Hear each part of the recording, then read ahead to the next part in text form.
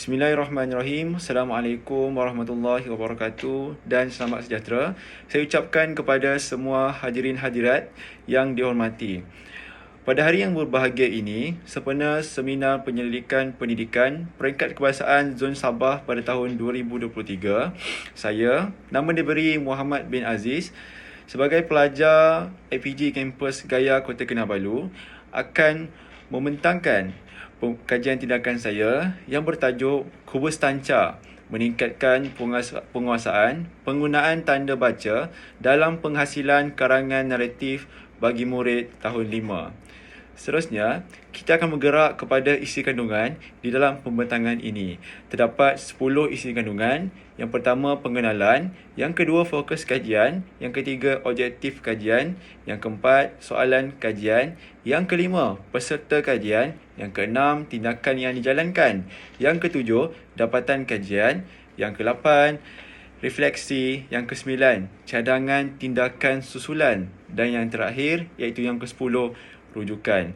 Bergerak kepada pengenalan yang pertama, suka untuk saya tekankan bahawa Timbalan Menteri Pendidikan Malaysia pada tahun 2010, iaitu Tan Sri Muhyiddin Yassin, menyatakan bahawa rakyat Malaysia perlu mempamerkan kelakuan, sikap dan tanggapan yang positif serta semangat yang tinggi terhadap pemartabatan bahasa Melayu di persada negara dan seterusnya. Petikan ini ditulis oleh Abdul Halim Abdullah pada tahun 2014. Baiklah, kajian tindakan ini berteraskan kepada pelaksanaan bahan dan teknik yang bersesuaian untuk mengatasi permasalahan murid dalam kemahiran menulis bahasa Melayu. Berikut menunjukkan standard kandungan dan standard pembelajaran bahasa Melayu tahun 5 Sekolah Jenis Kebangsaan bagi kemahiran menulis yang berfokus kepada aspek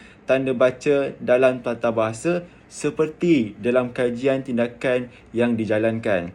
Baiklah, kita akan bergerak kepada standard kandungannya. Standard kandungan 3.3 iaitu menghasilkan penulisan, manakala standard pembelajaran 3.3.2 menghasilkan dan memurnikan perenggan dari aspek ejaan, tanda baca, penggunaan imbuhan, penggunaan kata dan struktur ayat. Seterusnya, fokus kajian bagi pelaksanaan ini ialah yang pertama, murid kurang menitik beratkan kepentingan tanda baca dalam penulisan karangan naratif bahasa Melayu. Yang kedua, pengetahuan murid tentang tanda baca dan fungsinya masih berada pada tahap yang lemah. Ini perkara yang amat dikhawatiri oleh guru-guru bahasa Melayu, terutamanya di sekolah rendah. Seterusnya, 3.0 objektif kajian ini terdapat dua. Yang pertama, mengenal pasti masalah penggunaan tanda baca dalam penghasilan karangan naratif bahasa Melayu. Objektif yang kedua, mengenal pasti keberkesanan kubus tanca dalam meningkatkan penguasaan penggunaan tanda baca dalam penghasilan karangan naratif bahasa Melayu. 4.0 persoalan kajian. Terdapat dua. Yang pertama, apakah masalah penggunaan tanda baca dalam penghasilan karangan naratif bahasa Melayu? Yang kedua, bagaimanakah kubus tanca meningkatkan penguasaan penggunaan tanda baca murid dalam penghasilan karangan naratif bahasa Melayu? 5.0 peserta kajian. Kajian yang dirancang ini melibatkan murid arus perdana sekolah rendah tahun 5 bagi kemahiran menulis melalui karangan naratif bahasa Melayu. Seramai 5 orang murid dengan penguasaan yang lemah akan dipilih untuk melaksanakan kajian ujian dalam kajian ini. Instrumennya berdasarkan dapatan ujian awal yang diambil secara keseluruhan mengikut kelas tersebut. Yang seterusnya, 5 orang peserta kajian tersebut adalah 4 orang murid lelaki dan 1 orang murid perempuan. Seterusnya kita akan bergerak kepada metodologi kajian iaitu 6.0 tindakan yang dijalankan. Berikut merupakan kronologi bagi metodologi kajian yang dilaksanakan. Yang pertama, pengkaji akan melakukan ujian awal, seterusnya pemerhatian, Selain itu, akan bergerak kepada temu bual sebelum tindakan. Yang seterusnya, intervensi kubus tanca. Yang seterusnya, ujian akhir. Dan yang terakhir iaitu temu bual selepas tindakan. Baiklah. Bagi topik 6.0, tindakan yang dijalankan, pengkaji mengadaptasikan model penyelidikan tindakan oleh Jean McNiff pada tahun 1988 dan model penyelidikan tindakan oleh Jean McNiff ini telah disesuaikan dan diadaptasikan dengan model dan binaan kubus tanca itu sendiri. Terdapat 4 kerangka utama di dalam model ini. Yang pertama, refleksi awal. Yang kedua, perancangan. Yang ketiga, tindakan. Dan yang keempat, refleksi akhir. Kita lihat kepada refleksi awal. Mengenal pasti kelemahan murid dalam kemahiran menulis. Yang kedua, mengelompokkan murid dengan tahap penguasaan yang lemah dalam aspek tanda baca. Seterusnya, bagi perancangan, pengkaji akan merancang pembinaan kaedah, pembinaan bahan, kaedah, pengumpulan data dan langkah pelaksanaan intervensi. Yang seterusnya, pengkaji akan melaksanakan tindakan.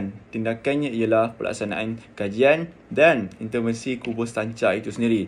Dan untuk bagi refleksi akhir, pengkaji akan menilai kekuatan dan kelemahan tindakan. Seterusnya, membuat cadangan penambahbaikan terhadap kekuatan dan kelemahan tersebut. Seterusnya, bagi kerangka konsep kubus tanca ini sendiri. Apabila kerangka konsep telah dilaksanakan, maka dengan lebih senang dan jelas untuk kita memahami bagaimana kubus tanca ini berjaya dihasilkan, bagaimana kubus tanca ini berjaya diadaptasikan. Yang pertama, kubus tanca ini terbina daripada perancah di dalam kerangka konsep ini, iaitu yang pertama, tata bahasa mewakili pemboleh ubah tidak bersandar. Yang seterusnya, bergerak kepada tanda baca mewakili pemboleh ubah bersandar yang bersandar kepada tata bahasa tersebut.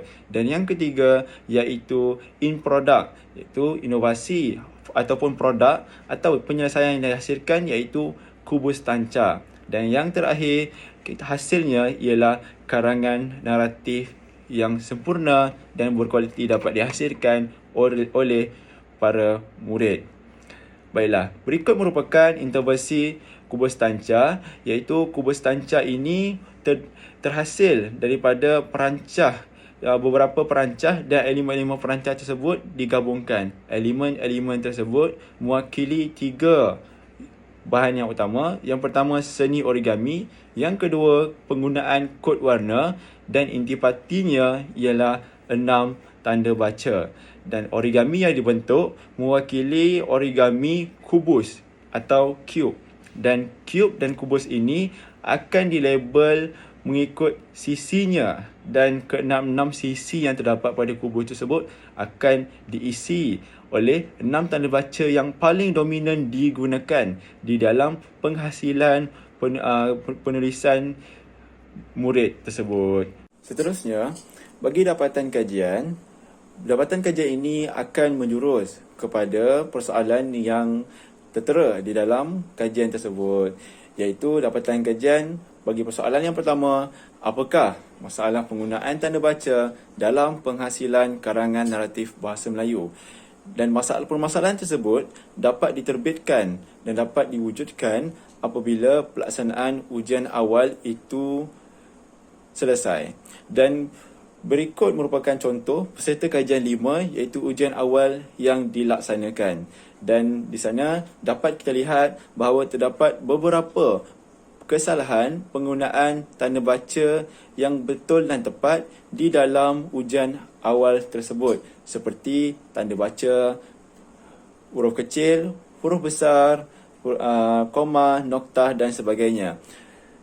Untuk itu, bagi menganalisis kesalahan-kesalahan tersebut secara lebih sistematik dan teratur, maka pengkaji telah menjalankan dan mencipta kod kesalahan, iaitu mewakili angka penomboran, iaitu K1 mewakili kesalahan 1 sehingga K6. Dan pola kesalahan tersebut akan dihuraikan seperti kod kesalahan K1, iaitu pola kesalahannya tidak dapat mengenal pasti tanda noktah dan fungsinya.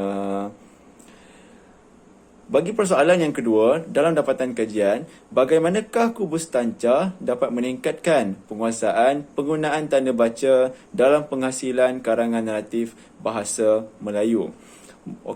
Dengan itu, di sebelah kiri ini kita dapat lihat satu jadual, iaitu jadual peningkatan dalam keputusan ujian oleh peserta kajian. Terdapat 5 peserta kajian bagi ujian awal dan juga ujian akhir. Bagi ujian awal, rata-rata peserta kajian mendapat markah yang rendah, iaitu pembahagian markah terbagi pada 3, iaitu tinggi, iaitu cemerlang, sederhana dan lemah. Dan peserta kajian ini kelima-limanya mendapat markah yang lemah, iaitu berada pada aras 1 markah sehingga 4 markah.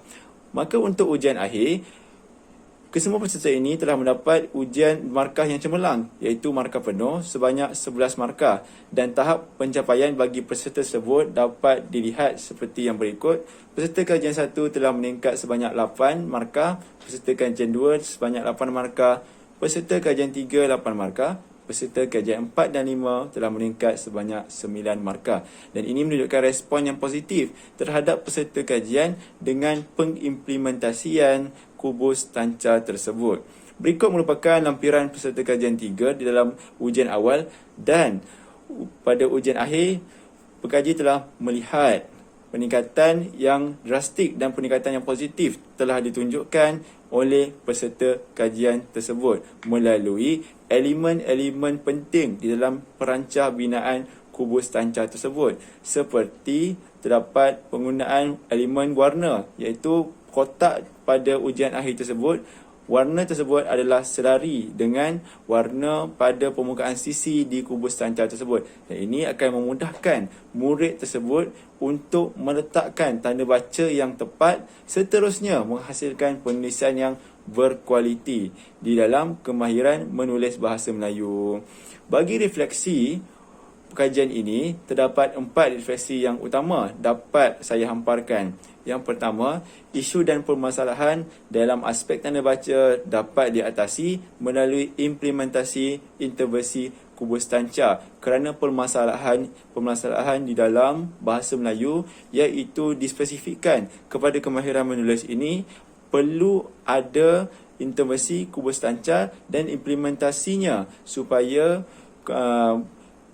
kemahiran menulis ini dan penghasilan penulisan itu adalah lebih berkualiti. Yang kedua, objektif dan persoalan kajian terlaksana dengan intervensi kubus tanca. Bagi melaksanakan ini, perlu adanya intervensi kubus tanca ini bagi melengkapkan objektif dan persoalan kajian yang telah ditetapkan. Yang ketiga, karangan naratif yang sempurna berjaya dihasilkan. Ya, betul. Kubus tanca ini memberi peranan dan memberi sumbangan kepada penghasilan karangan naratif yang sempurna dan berkualiti, dan seterusnya dapat meningkatkan produktiviti dan juga pemarkahan bagi murid tersebut secara individu. Dan refleksi yang terakhir, iaitu yang keempat, amalan pedagogi guru ditingkatkan. Dengan adanya intervensi kubus tanca ini dan adanya penghasilan produk-produk baru ini, dapat meningkatkan produktiviti guru tersebut di dalam pengajaran dan pembelajarannya. Dan selain pada itu, dapat juga terhasilnya guru-guru yang lebih kreatif dan inovatif dengan adanya implementasi terhadap intervensi seperti kubus tanca bagi menyelesaikan permasalahan yang dominan atau ketara di dalam sesi pengajaran dan pembelajaran tersebut. Bagi 9.0 cadangan tindakan susulan, terdapat 3. Yang pertama, bantuan visualisasi secara maya dan menarik sebagai rangsangan pemikiran murid dalam idea penulisan.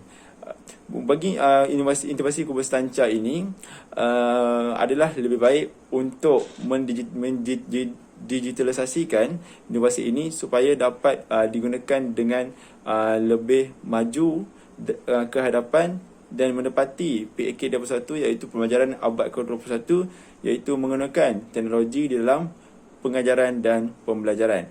Yang kedua, mempelbagaikan penggunaan kubus tancap bagi kemahiran berbahasa yang lain seperti kemahiran membaca dan seni bahasa.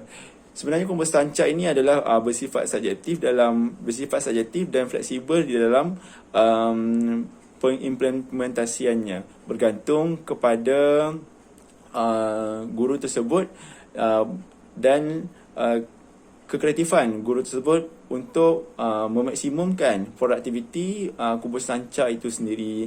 Yang seterusnya, cadangan tindakan susulan mengeksploitasi kelebihan kubus tancap mengikut kesesuaian isi pelajaran selain tanda baca.